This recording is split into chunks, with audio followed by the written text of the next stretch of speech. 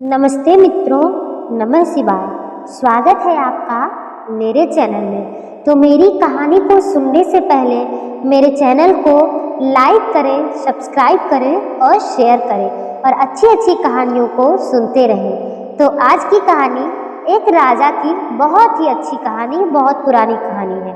तो बिना देरी किए आइए चलते हैं कहानी की तरफ। बहुत साल पहले की बात है। एक राजा था। वह बहुत ही अच्छा था, अपनी प्रजा का भी बहुत ध्यान रखता था।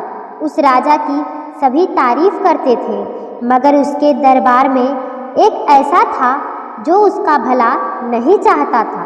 वह यही सोचा करता था कि इसे किस तरह से नुकसान पहुंचाना चाहिए, मगर उसे कभी कोई ऐसा समय नहीं मिल रहा था जिससे वह ऐसा काम कर सके। राजा का एक लड़का था जिसकी उम्र 20 साल की थी। वह बहुत अच्छा था, अपने पिताजी की तरह ही वह सभी का भला चाहने वाला था। उस आदमी को यही लगता था कि अगर मैं राजा के बेटे को तकलीफ देता हूँ तो इससे भी राजा परेशान हो सकता है। वह आदमी ऐसा क्यों करना चाहता था? क्योंकि यह बात बहुत समय पहले की है। राजा को अपना सलाहकार चुनना था जिससे वह सभी तरह के मामले में उससे बात कर सके। सभी दरबारी को ऐसा यही लगता था कि वह आदमी ही काबिल है, उसे ही राजा चुनेंगे। मगर ऐसा नहीं हुआ था, क्योंकि राजा की पत्नी का भाई अचानक आ गया था। उसे भी काम की तलाश थी, इसीलिए रानी ने उसे ही सलाहकार के रूप में चुना था, जिससे राजा भी मना नहीं कर पाए थे। जब ऐसा हुआ था तभी से वह राजा से नाराज हो गया था। अब उसे ऐसा ही लगता था कि मुझे राजा को सबक सिखाना ही होगा, क्योंकि राजा ने अच्छा नहीं किया था। तभी से वह आदमी राजा के पीछे लग गया था। अब उसे किसी भी तरह से राजा को परेशान करना था, मगर उसे कोई भी मौका नहीं मिल पा रहा था। एक दिन राजा ने कहा कि मुझे कुछ दिन के लिए दूसरे राजा के पास जाना होगा, क्योंकि वह किसी बात पर चर्चा करना चाहते हैं। रानी भी इस बात से चिंतित लग रही थी, क्योंकि राजा बहुत साल में भी इतने दिनों के लिए बाहर कभी नहीं गए थे। राजा ने कहा कि परेशान होने की ज़रूरत नहीं है, हम कुछ दिनों में वापस लौट आएंगे। राजा यह कहकर चले गए थे। उधर उस आदमी को अब अपना काम पूरा होता नजर आ रहा था। वह राजा के बेटे से मिला और कहने लगा कि हमें युद्ध के लिए और भी नीति सीखनी चाहिए, इसलिए तुम्हें हमारे साथ चलना चाहिए। वह राजा के बेटे को लेकर एक गुफा के पास चला गया था। वह गुफा पहले राजा के बेटे ने नहीं देखी थी। उस गुफा को देखकर वह बहुत डर लग रहा था।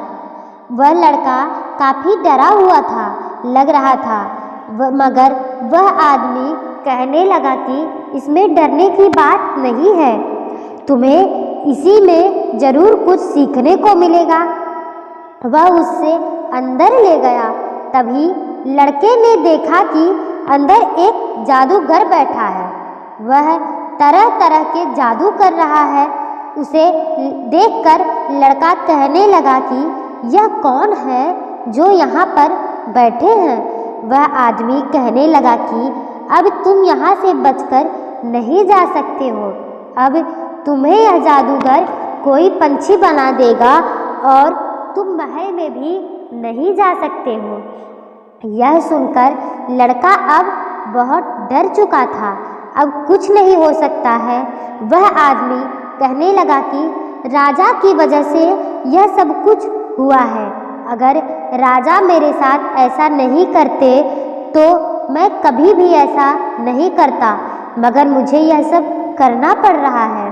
जादूगर ने उस लड़के पर जादू किया और वह लड़का एक तोता बन गया था। मगर वह हरा तोता नहीं बल्कि एक नीला तोता बन गया था।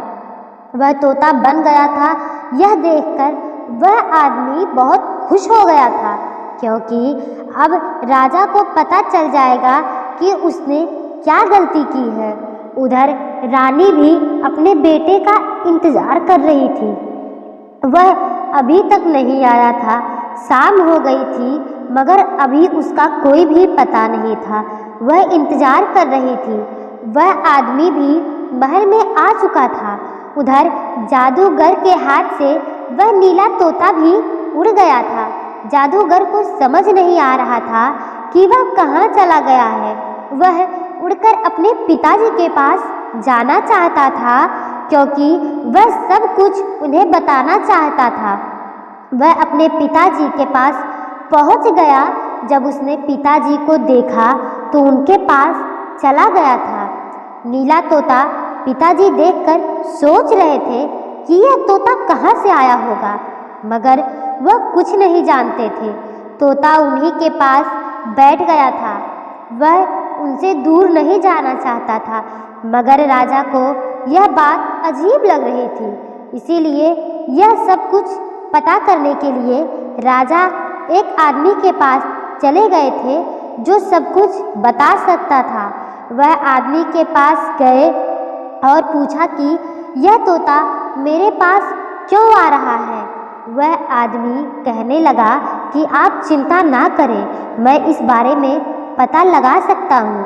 फिर उस आदमी ने देखा और बताया कि यह आपका ही बेटा है। यह सुनकर परेशान हो गए राजा, और उसके बाद उस आदमी ने बताया कि यह सब किसने किया है।